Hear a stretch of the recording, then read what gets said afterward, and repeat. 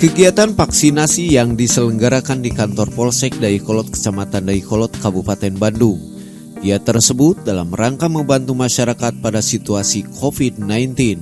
Adapun tenaga medisnya terdiri dari Dinas Kesehatan klinik-klinik yang berada di wilayah Dayakolot. Melihat antusias warga dalam penyelenggaraan vaksinasi sangat merespon. Pihak Polsek membantu percepatan vaksinasi untuk masyarakat.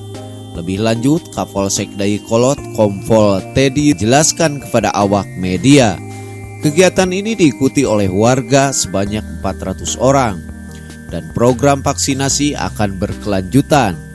Kemudian kegiatan vaksinasi diutamakan warga Dayakolot berdasarkan pendaftaran yang bisa dilakukan melalui online. Berharap Teddy pada masyarakat Dayakolot khususnya Kabupaten Bandung bisa melaksanakan vaksin. Semoga COVID-19 atau wabah ini cepat berakhir. Pada hari ini, Polsek Dayakolot melaksanakan vaksin dalam rangka membantu percepatan vaksin di wilayah Indonesia untuk menekan pengembangan COVID-19. Adapun vaksin ini dilaksanakannya di kantor di Polsek Dayakolot dengan dibantu oleh tenaga medis dari klinik-klinik yang berada di wilayah Dayakolot yang mau membantu melaksanakan pemaksinan di wilayah kita. Untuk kuota sendiri Pak berapa? Untuk kuota yang kami laksanakan pada hari ini adalah sebanyak 400 orang.